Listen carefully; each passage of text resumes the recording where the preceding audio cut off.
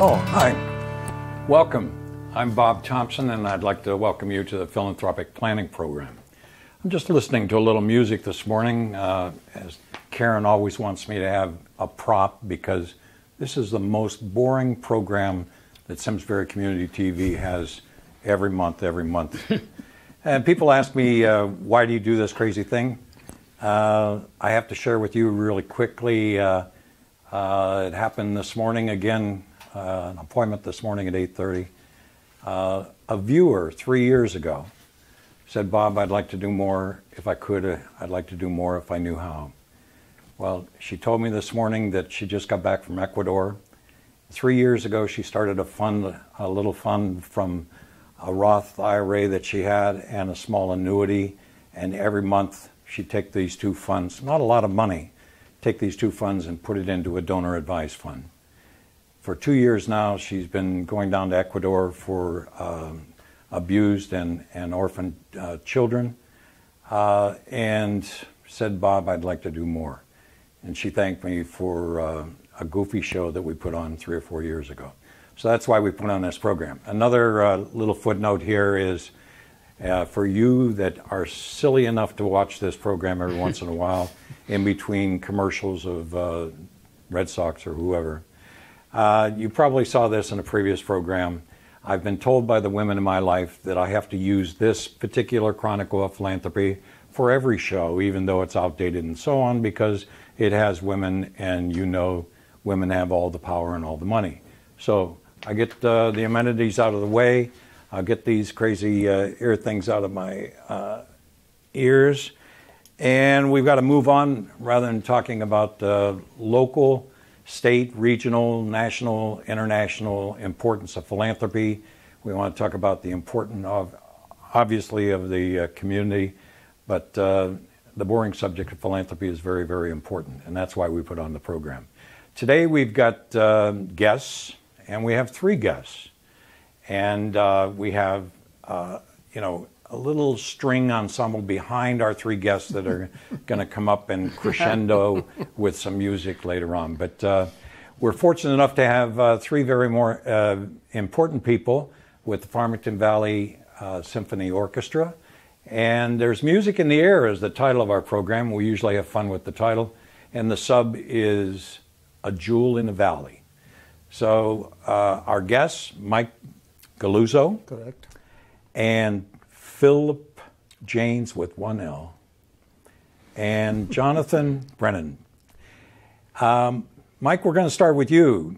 I know that, and we've got a lot of things to cover here, so forgive me, I'm going to bounce back and forth, Sure. Take advantage of all 3 of you to contribute. But last year celebrated the 35th anniversary of the Symphony Orchestra, Farmington Valley. Can you give us a little bit of background there? I know it's Miss Porter originally and so on. Yeah, well, the orchestra was founded back in the 80s, a small ensemble at the time of about 30-some-odd members. I joined the orchestra probably 25 years or so ago, and the orchestra has grown in terms of size and ambition of programming over time. For many years, we were centered in Miss Porter's school and used their facilities and performed primarily in Farmington, although we have ventured into West Hartford in the last decade or so, and into Simsbury as well. We've performed at Simsbury High School. Our orchestra has grown in size to approximately 70, 80 players. We have people who cycle in and out annually. And we've committed to, many years ago when we rewrote our mission and vision, to be engaging students and young people in the community to bring great music to the community, but also to engage young musicians in a variety of ways. So we've done a number of side-by-side concerts with student musicians, as we will do again this year. And we have used student soloists in various capacities, everything from piano concertos to solo instrument pieces in various music pieces. In our 25th anniversary year, we went to Carnegie Hall, which was quite a thrill for the orchestra. But we've, in the last 3 years, undergone a transition from the founding music director to Jonathan. which we just feel very blessed to have found such a fine musician and a perfect match for the orchestra in terms of temperament and skills. And it's been a seamless transition. We have moved out of Miss Porter's school, and we are in the First Church in Farmington. And we plan to return to Simsbury this Christmas. Good. To perform at Good. the Congregational Church across the road. Good. Yeah. Now, we don't want you to steal all of Philip's thunder. Okay. I mean, That's impossible to do. He called me in the last week, Jonathan, and said, how long are we on? Half an hour. And he said, I want to reserve 22 minutes for myself. But seriously, I've known Philip for quite some time, and we have enjoyed, and one of the reasons that we wanted to kind of share with the community, and for those that are really not familiar with the Jewel in the Valley, this is excellent music. And last year, after 83 years, Jonathan, of Philip coming to my door and saying, we're coming out again. But this program last year, as Mike mentioned, 35 years, and this coming season, and we wanted them on early enough to kick off the 35th, and Philip promised that he would only take 21 of those minutes, but we want to talk about sponsors and tickets, and Philip with one L. Philip with one L. You have been an incredible sponsor of a lot of different nonprofits in the community, and thank you so much for doing that. And also, you've been an ardent sponsor for the Farmington Valley Symphony Orchestra. I became involved because I was asked by the former conductor, maestro, head of the art part of the symphony about 10 years ago, I think it was, and I've been going full steam ahead ever since.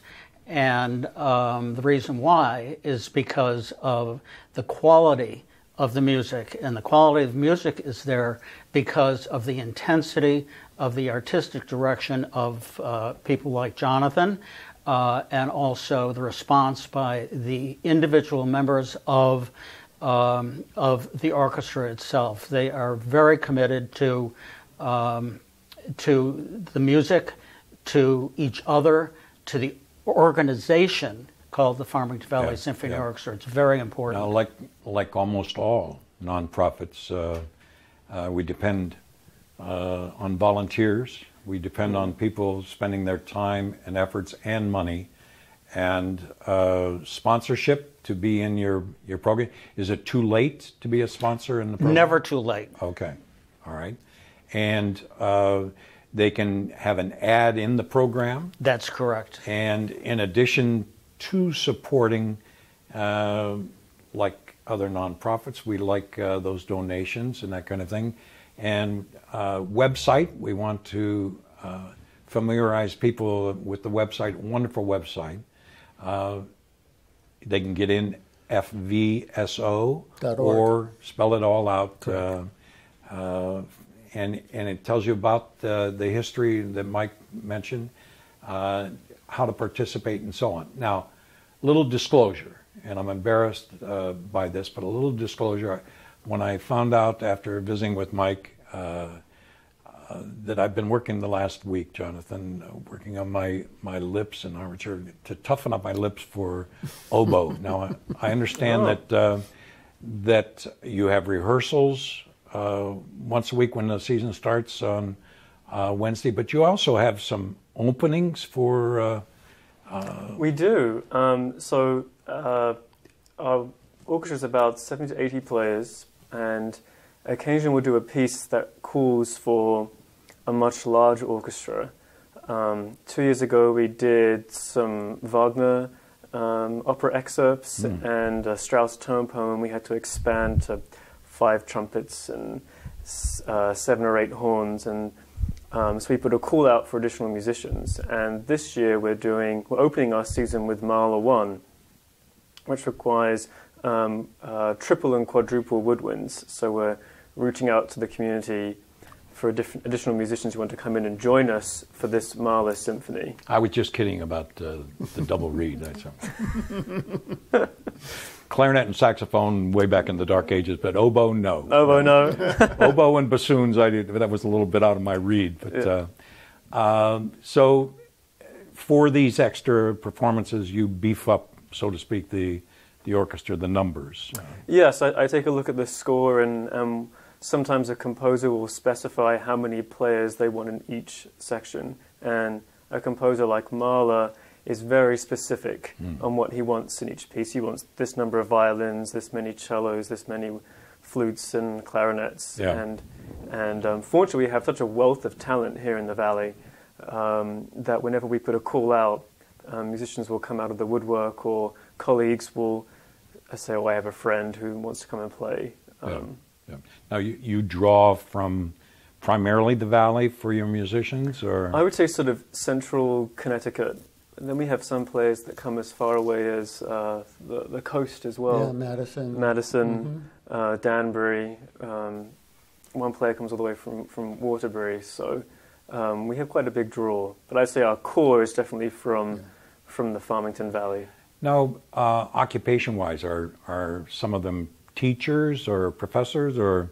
A good proportion of our players are music teachers. We actually have pretty much all of the string faculty at Farmington High School plays with us, in addition to all the music teachers in Simsbury and the surrounding communities.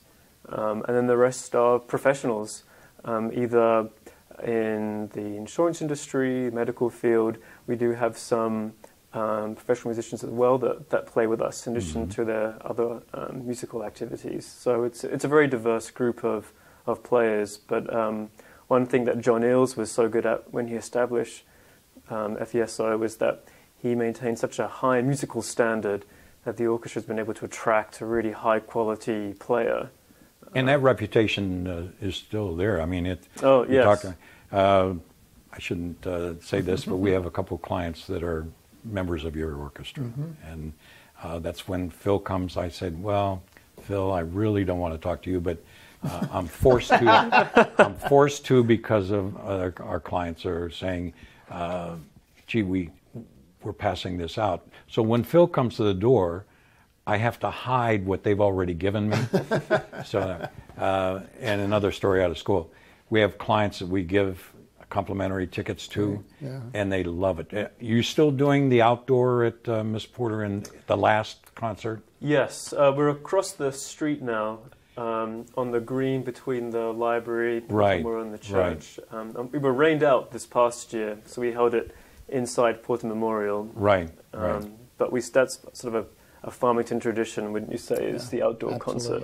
Now, Lincoln at the University of Hartford, you still do one there? Yes, we actually will open our season with the Mahler at Lincoln.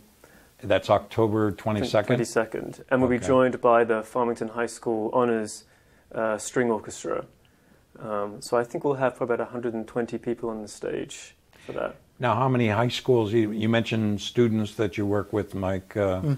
Are they from different schools, or how does that? We've worked a lot with Farmington High School. When we did a program at Simsbury High School some years ago, we did have a side-by-side with some of their players as well. So it's a match.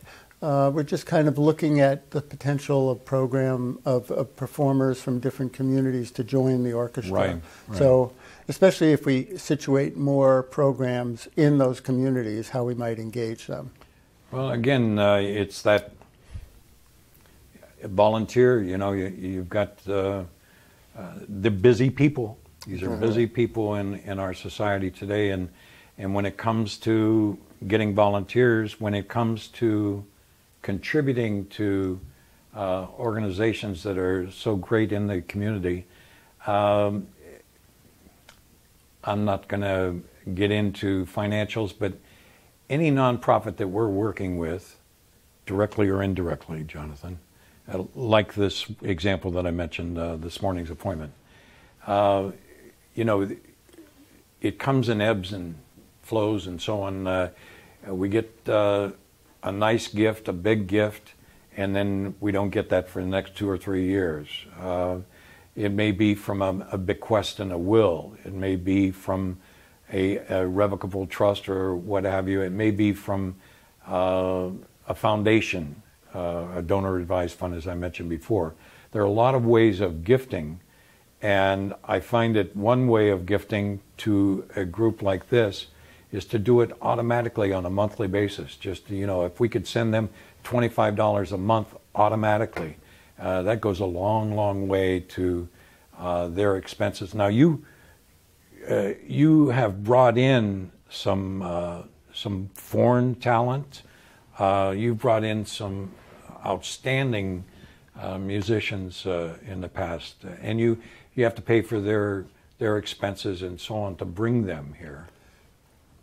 To a certain extent. Yes. I mean, sometimes they just want the opportunity to perform literature that they might not otherwise get an opportunity to. So Jonathan's been very resourceful. He received an award, which is bringing 2 European soloists to us at no cost.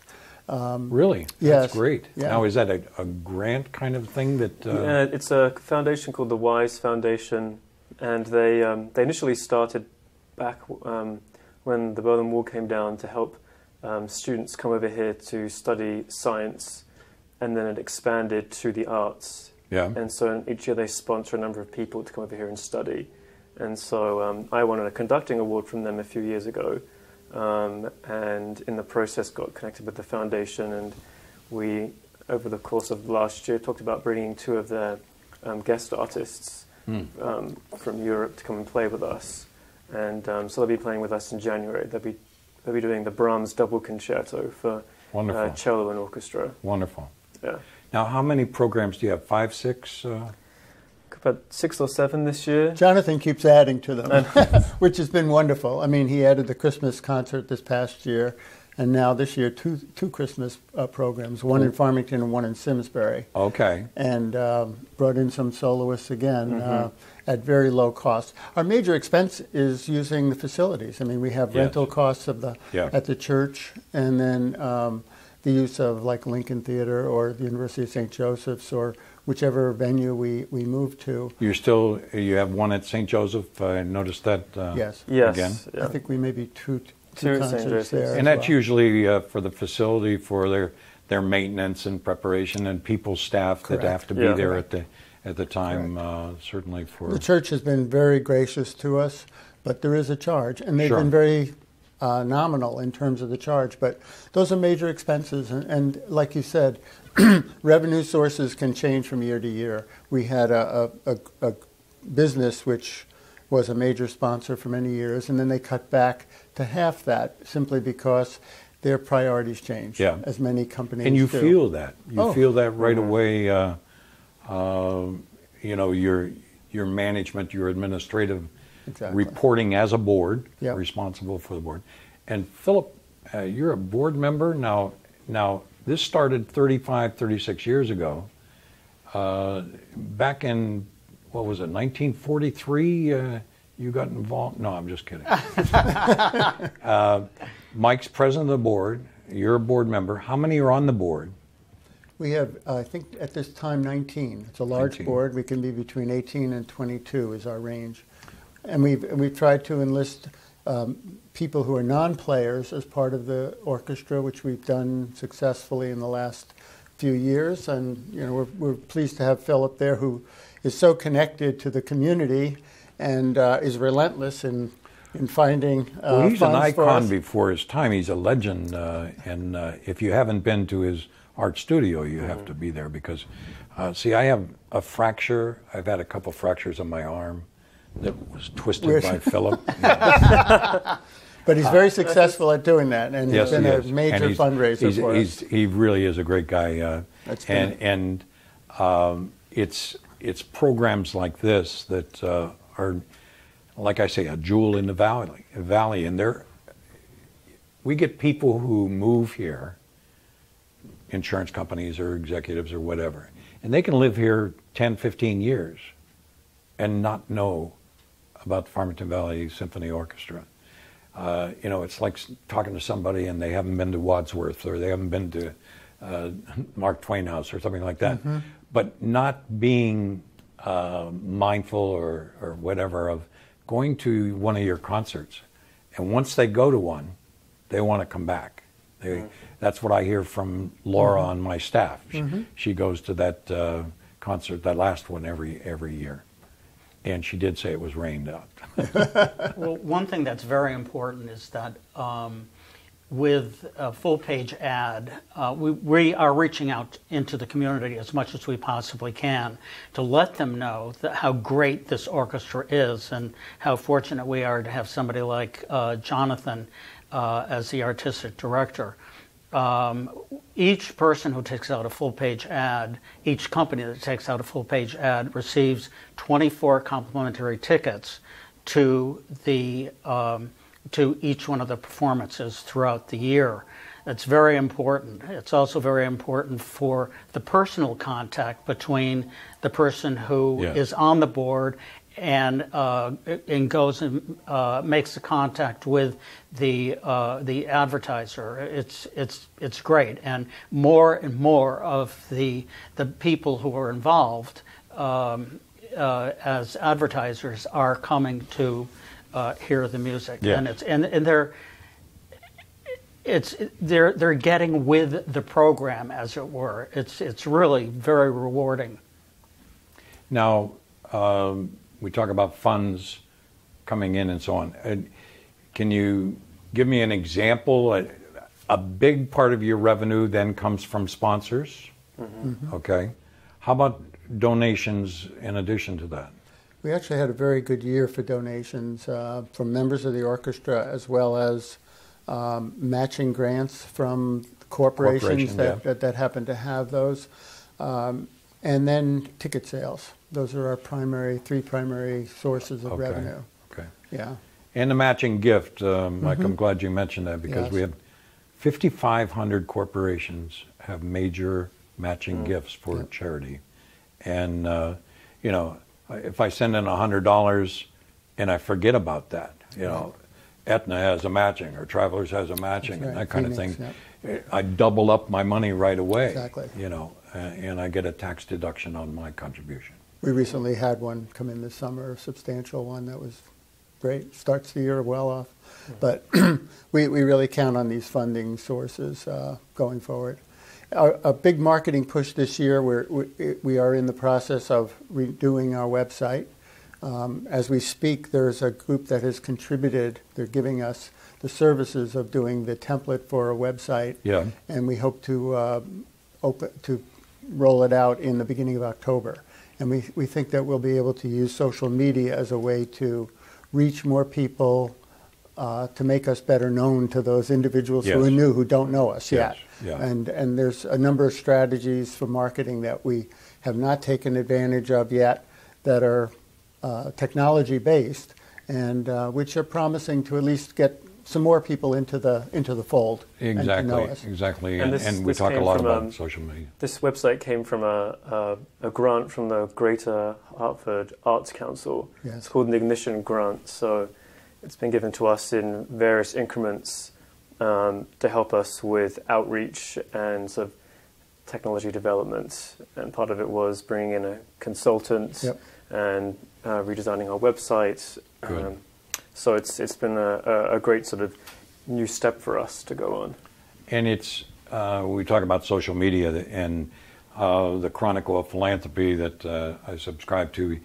It's a phenomenon that has just grown, and if we take the demographics of any community and we look at, let's say, the millennials, or we look at generational groups of people, some have been slow to adapt to social media. Some are not afraid, but they look at it.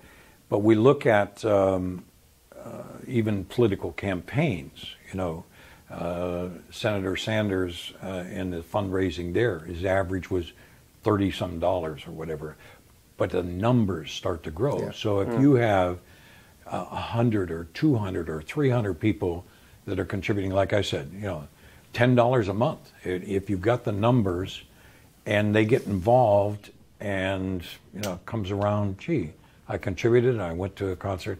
Now I'm going to 1 or 2 or 3. I bring my neighbors and so on. Exactly. So social media is something that we, nonprofits, we can't ignore, and we need people that understand it. You know, I'm not a techie, and I don't depend on that type of thing. But when we get clients come in and say, "Well, can you communicate with me by this?" and I'm saying, "Well, sure."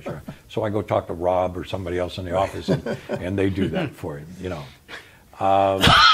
anything that we haven't touched on? Your website, I like the one that you have now, but I like the proposed improvements and so on. Volunteers we talked about. One of the things that you had mentioned is the idea of people who are volunteers, who have full-time jobs, who are either on the board or they are musicians. And I think the fact that they have full-time jobs sort of weeds out those people who don't really have the commitment to an organization such as the Farmington Valley Symphony Orchestra. I think one of the reasons why the orchestra has grown as much as it has in quality of music, and also because of Jonathan, what he's doing, is because when people go to those performances, they see a commitment that is far beyond just playing an instrument. Right. Gentlemen, it goes fast for me, and when we have 3 guests, it goes faster. But Jonathan, I've not just today or leading up to this and having you as a guest, I've been hearing wonderful, wonderful things. Like I say, we have some clients that are in the orchestra, and the addition of Jonathan has been a real plus. Mike, what do you play? I play cello. Cello? Yep. And I know Philip with 1L. He paints once in a while or whatever. Yeah. Are you a musician? Only in the shower do I sing. Okay. And we don't have time for... No, for me to take a shower. Another show, another program. Yeah, Another program. Once a year. We'll bring the cameras out to his place. We'll bring that. Thank you for coming. Thank you very much. Thank you. Thank you. Appreciate the I opportunity. hope you have a great season, and I hope you get some sponsors. If you get 1 or 2 or 3 from this, that would be good. And we'll keep the word out there, and you'll see us at a couple concerts. Great. Terrific. Thank you, Bob. Thank you. Come back again. Yeah. Thank you. And, well, Welcome Mike back. and Jonathan, come back again. I was going to say you do a great job for the community, but maybe I'm going to take that back. Thanks, Bob. Appreciate You're welcome. the opportunity. You're welcome. Thank you.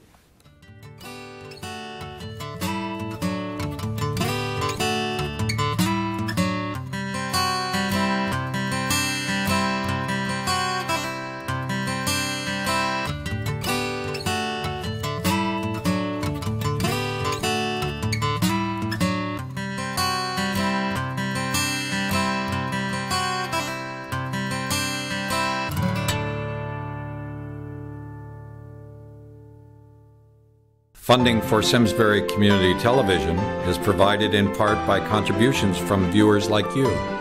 Thank you.